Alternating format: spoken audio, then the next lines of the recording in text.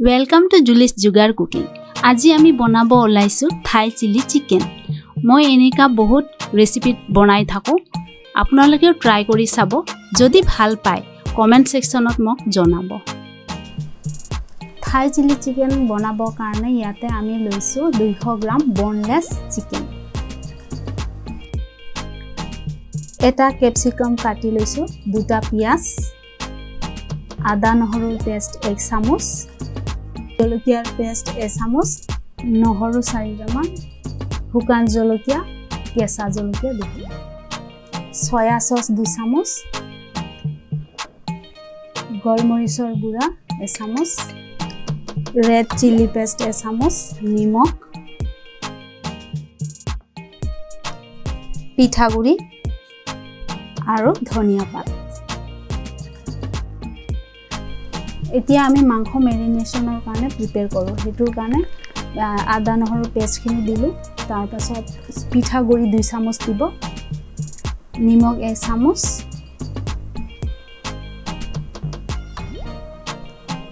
এতিয়া এই গুটেইখিনি ভালকে সানি লব।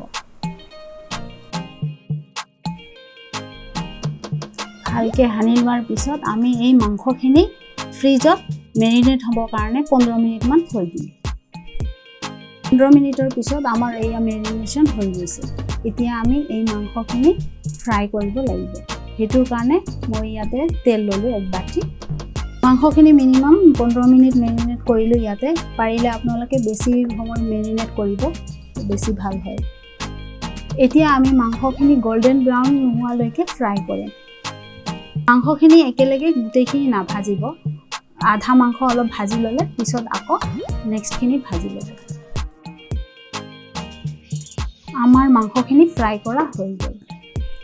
2 চামুচ তেল ইয়াতে গৰম হ'ব দিছো। এতিয়া শুকান জলকীয়াখিনি তাতে ভাজি লম আমি। এতিয়া নহৰুখিনি দি ফেলে হেতু অলপ ভাজি লব। এই কটা পিয়াজখিনি আমি দুভাগ কৰিলো, তাৰে এভাগ আমি ইয়াতে ভাজি লম।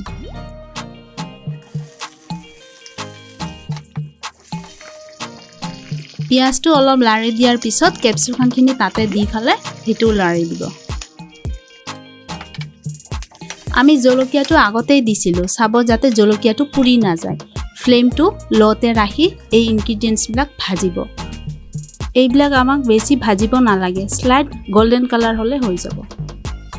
এতিয়া আমি এটা পেষ্ট বনাম। হেতুৰ কাৰণে সয়া সস, ৰেড চিলি পেষ্ট, গোলমৰিচ আৰু গ্ৰীন চিলি পেষ্ট, এই গুটেই কেইটা সয়া সসৰ লগত মিক্স কৰি এটো এটা পেষ্ট বনাই লম আমি। এটো এটা আমাৰ চিলি পেষ্টে হয়। ইয়াতে আমি সয়া সসৰ লগত গুটেই জলকীয়াবিলাকে মিক্স কৰি এটা চিলি পেষ্টে বনালো। আপোনালোকে জ্বলাটো নিজৰ টেষ্ট অনুসাৰে দিব পাৰে। এতিয়া আমি ইয়াতে এই চিলি পেষ্টখিনি দি দিম। এতিয়া এইখিনি অলপ লাৰি দিম। আমি ইয়াতে নিমখ দিয়া নাছিলো, এতিয়া অলপ নিমখ দিম। আৰু যি হয়তো সয়া সসতো নিমখ থাকে, নিমখটো অলপ কম পৰিমাণে দিব। আৰু এইটো ভালকে লাৰিব, চাব যাতে পুৰি না যায়। ফ্লেমটো সব সময় আপুনি অলপ লতে ৰাখিব। এতিয়া মাংসখিনি দি ভালকে লাৰি দিব যাতে মছলাখিনি ভালকে লাগি ধৰে মাংসত। এতিয়া আমি পিয়াজখিনি দি দিম। আগৰে আমি এইটো আধা ৰাখি থৈছিলো। আৰু এই জলকীয়া দি ফেলে ভালকে লাৰি দিব। পিয়াজখিনি দিয়াৰ পাছত বেছি ভাজিব নালাগে, অকল চাব যাতে গুটেইখিনি ভালকে মিক্স হৈ যায়। এতিয়া ইয়াতে আমি পানী দিম। মই ইয়াতে আধা কাপৰ অলপ বেছি পানী দিছো, যিহেতু আমি বেছি জোল নকৰিম। আপোনালোকে আপোনাৰ ইচ্ছা অনুযায়ী পানী দিব পাৰে, যিমানখিনি গ্ৰেভি লাগে আপোনালোকক।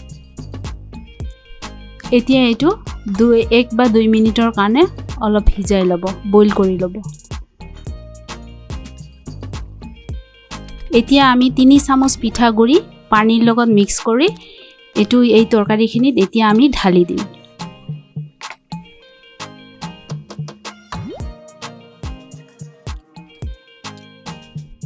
এতিয়া এইটো অলপ লাৰি দিব যাতে গুটেইখিনি ভালকে মিক্স হৈ যায়। এতিয়া ইয়াতে আমি ধনিয়াখিনি দি দিম। ধনিয়াখিনি দিয়াৰ পাছত ফ্লেমটো এতিয়া বঢ়াই দিব। এতিয়া ভালকৈ যেন উতল আহে। তো এইটো আজি আমাৰ থাই চিলি চিকেন তৰকাৰী হৈ গ'ল।